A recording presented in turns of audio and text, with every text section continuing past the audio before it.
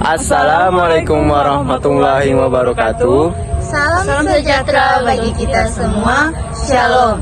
Om Swastiastu, Namo Buddhaya, salam kebajikan. Perkenalkan, kami dari kelompok 6 yang beranggotakan Nikita Nusi, Syifa Putri Humairatul Homs, Elvira Giovanna Franz, Kristania Isadora Tukrisa, Andi Bintang Pratama. Dan saya Samuel Austin Ward satu Malai. Saya dan teman-teman saya akan mengobservasi taman perang Ambon. Makam Perang Ambon. Makam ini adalah peristirahatan abadi para pelaut, tentara dan penerbang yang memberikan hidupnya selama Perang Dunia Kedua. Di makam ini terdiri dari 1979 makam. Di makam-makam itu ada terdiri dari 5 negara, yaitu India, Inggris, Bangladesh, Belanda, dan Australia. Dan Anda bisa lihat di makam-makam ini sangat begitu luas, yaitu kalau yang di bawah ini adalah makam para tentara sekutu, dan makam-makam ini telah berdiri dari tahun 1939 sampai 1940.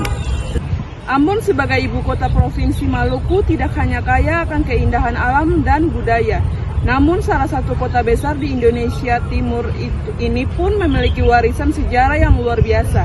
Tidak hanya sejarah yang berkaitan dengan perjuangan meraih kemerdekaan bangsa Indonesia, Ambon ternyata berhubungan dengan kisah sejarah bangsa lain di luar Indonesia.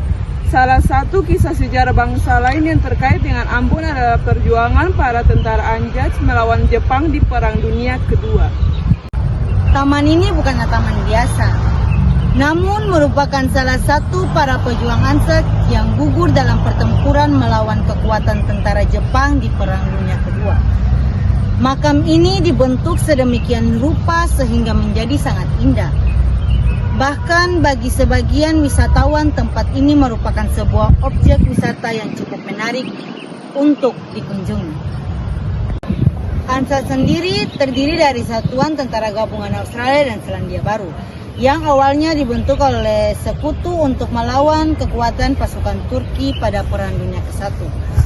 Pasukan Ansat umumnya berisi para serdadu yang berasal dari negara-negara sekutu, terutama persemakmuran Inggris seperti India, Kanada, Afrika Selatan, Selandia Baru, dan Australia sendiri.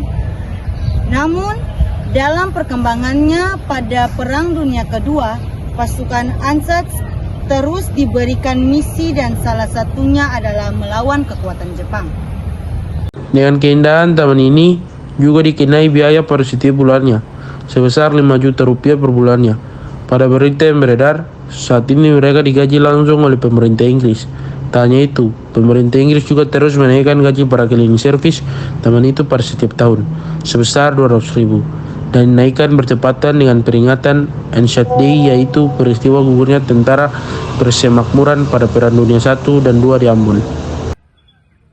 Satu hal yang menjadi pertanyaan kami ketika mengunjungi makam ini adalah bagaimana kisahnya hingga para serdadu yang gugur ini bisa dimakamkan di Ambon. Padahal tidak banyak peristiwa perang antara sekutu dan Jepang yang terjadi di tempat ini. Ternyata wilayah makam ini merupakan sebuah penampungan tawanan perang Australia yang kemudian dibeli oleh pemerintah Australia untuk dijadikan makam bagi para serdadu yang gugur di tempat pada masa itu. Hingga kini keluarga para serdadu Ansat yang gugur masih sering mengunjungi kompleks pemakaman ini. Mereka melakukannya terutama pada tanggal 25 April yang diperingati sebagai Ansat Day, di mana pasukan Ansat pertama kali diterjunkan ke wilayah Gallipoli, Turki pada Perang Dunia ke-1. Kompleks pemakaman ini merupakan tempat yang berarti bagi keluarga para serdadu yang gugur dalam mengenang kisah perjuangan tentara Ansat. Pemerintah Indonesia pun bekerja sama dengan pemerintah Australia mengelola tempat ini dengan sangat baik sehingga tampak indah hingga kini.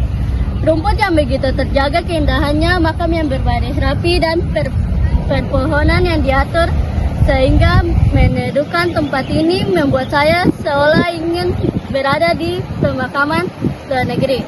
Di dekat pintu gerbang depan terdapat sebuah monumen yang berisi nama para serdadu yang gugur.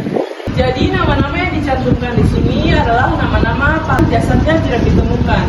Jadi agar kita bisa mengenang jasa-jasa para pahlawan, nama-nama ini dituliskan di sini.